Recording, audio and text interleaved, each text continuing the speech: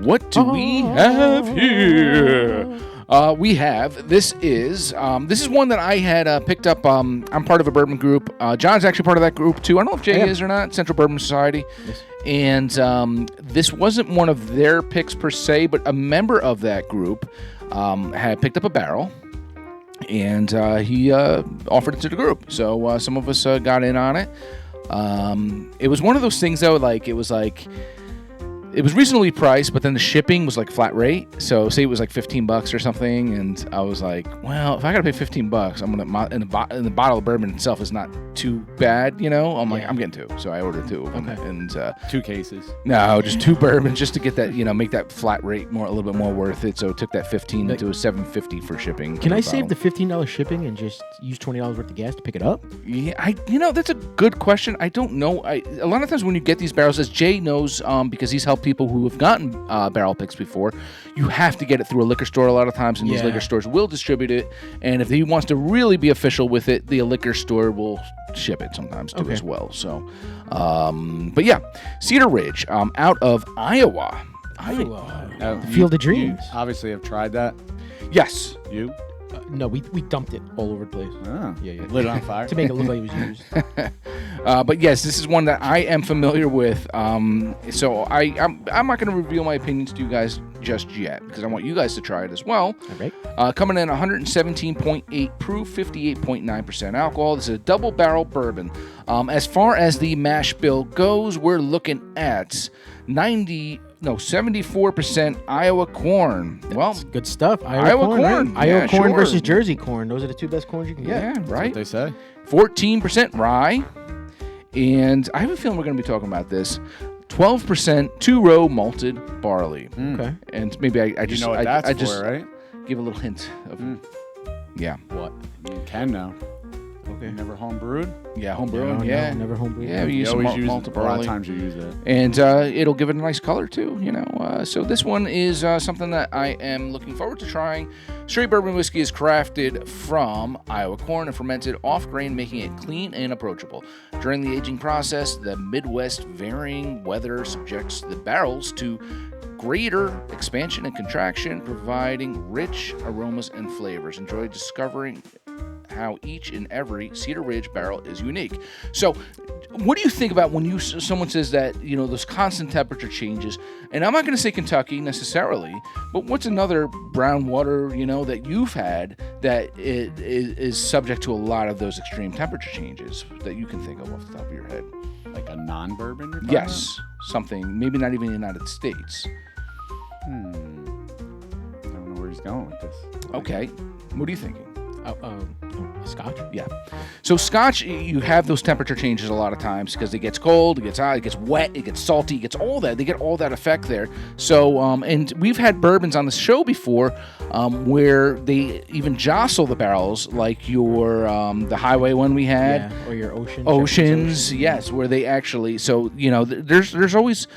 It makes you question, is it a myth? Is it this or that? But no, it makes sense. When the temperature changes, and even when you have your higher tier Four Roses or things like that, where they're in the higher tiers where it's hotter in the warehouse, where you can get some more of that too as well. The expansion of the wood and the absorption, it's all. I always thought that was was fascinating when I went on the tour and stuff. I know you guys did too. And if the window's left open, if it's not, like all the different factors. And be in a corner, sunlight, anything. I don't think it's a myth. I think it's scientific. Yes, I think it is. And I think you often get shorter barrels because of it. There's a higher absorption rate in certain areas, and I think that plays a role in that high ABV as well too. Absolutely. That's why there's a science to bourbon, man. It's it's not just pouring liquid in a bottle from a barrel. There's a science to it. There is a science. No, this is the part. And I'm sorry, you said. I'm sorry. I didn't hear what you said with the ABV. What are we drinking? It is 117.8. So this is a little up there. It's a little up there. So this is the segment that makes me a little nervous, as I've told John before. What? The smelling part. Oh, the smelling. I don't want to be part of it. No, but I will. Of course. Listen, you say what you smell. If you smell bourbon, you don't smell anything else. You smell bourbon. Jay's just making fun of us because we have our smelling notes on here, but we didn't use it on our last episode. Any of the smelling notes. So it's probably going to be a better episode. Well, we could use it this episode. It's pretty cool. Honestly, they're pretty cool because you can compare and be like, I smell this, and then like you smell one of those, it almost like verifies what you're smelling. So it's, like a train. It's not throwing you off. Trains your mind though to look for. No, I think it's verifying what you feel, like what you think you're smelling, and you really smell it. It's like, bro, you're right. I smell that. I've never really done that. I mean, obviously, I always smell it, but I never like spent more than a couple seconds on it. Right. Yeah. If I smell peanut butter, but I go smell that peanut butter, it smells nothing like it. I'm like, all right, maybe I'm a little off. You know? So it's just a reassurance. Yeah. Yeah. Let's see. Let's get this nose, guys. There's a reason why I had mentioned that. Jay had mentioned the whole beer thing before about that, but I have had this one, and there's something that I think it's very forward with on this one. You can smell them all. Yeah, it's malty. Definitely malty. Get a little like citrusy, a little bit. Get a little citrus. I'm getting more like a dark dried fruit, like a raisin, kind of. Yeah. Hints of chocolate on the nose. So here's the thing too, Jay. We're going to visit that on that nose right now, and let me see if I'm correct on that. What did you say on this one? I got a little oak too. Yeah, you got a little oakiness. Obviously. I don't know if I want to do that one. Let's do. It didn't work. No, because it's not strong enough. I feel like that one, and I kind of want it to be more present. You can maybe get a little bit of that. Very light. Yeah, like a hint of it. Yeah, just a hint. Yeah, and that's we're sniffing the chocolate right now, and we're kind of getting that. It's like when you drive into Hershey Park. Yeah, I know, right? The air smells like. I want to drink that. I know you don't want to drink that. Some of these are natural. Some of these are just like fragrance oils. So the first one I had brought up was the cacao. I tried the leather and not really. No, you're not going to get. Yeah, I don't think this one is more that. It's just more of that malty. That's Cedar. A little bit of heat on the nose. It's not that far off. No. The chocolate's stronger. Yeah. Cacao's more subtle because it's. It's subtle. Chocolate. That's actual real cacao though, so that's a powder in there. So it's not gonna, it's gonna be a little different. Okay. But we get that malty, we get that sweetness, get that dark dried fruit, the ethanol. Jay said he gets a little hints of citrus maybe on there too. What would be close to that from a smell to compare it, and then I'll know it if that's true or not. Like apple would be the. Nah. That's not citrus. No. I was thinking more of an orange. Yeah. Like. I do have orange peel in here somewhere. Oh, here it is. That would be the closest thing I think. Let me see how strong. Because once again, this is dried orange peel, and it's not going to be like the artificial stuff as much. I do get that a little bit. Yeah. But that's I'm not a. It's not far off, no. Yeah, a little bit. My bourbon. I can see that a little bit. My bourbon page is tasting bourbon, not smelling. Not bourbon. smelling bourbon. Yeah. I'll leave that to you. All right, Jay. Smell it and put it back in the Jay. bottle. On that note, let's taste this bourbon. Cheers, fellas. Cheers. All right.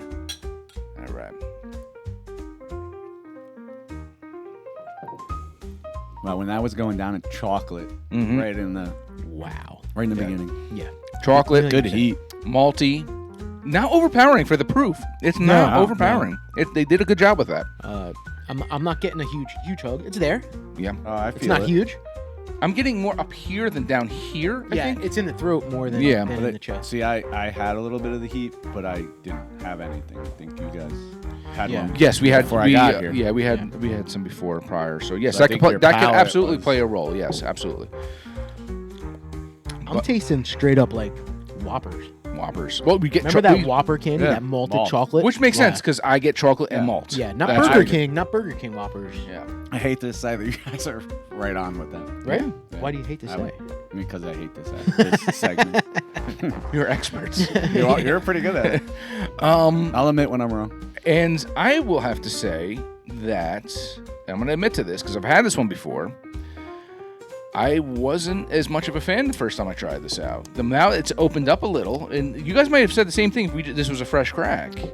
And now that it's opened up a little, I think it's good. I think it's pretty decent.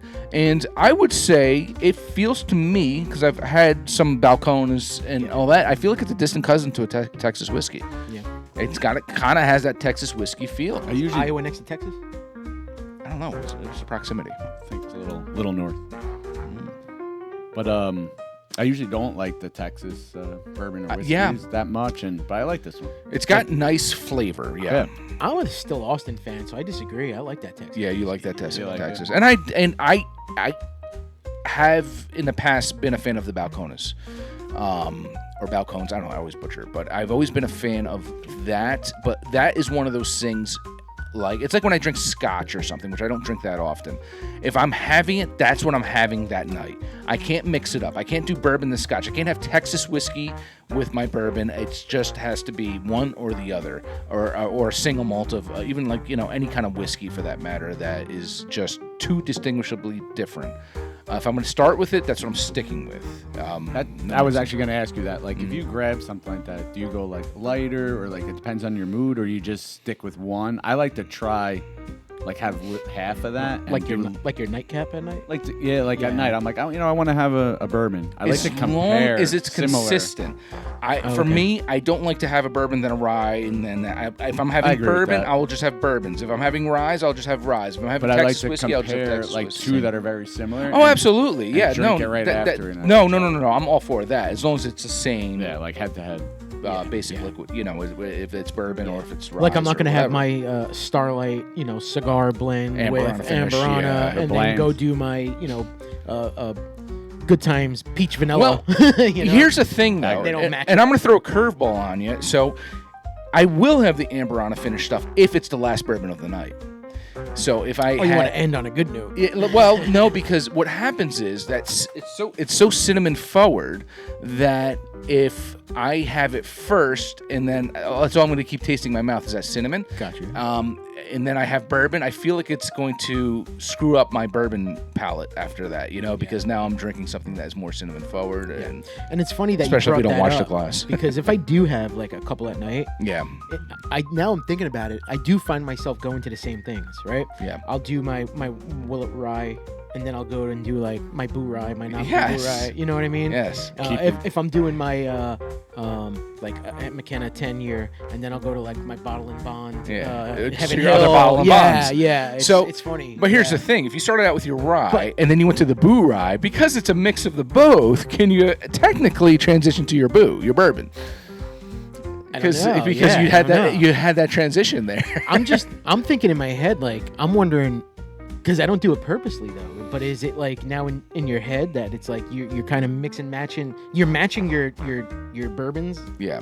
Because maybe you haven't been realizing, so subconsciously you have been making these decisions that you're not realizing. Because they're going to match. Well, not match, but they're going to flow into another. I never go from. Is that alcoholism?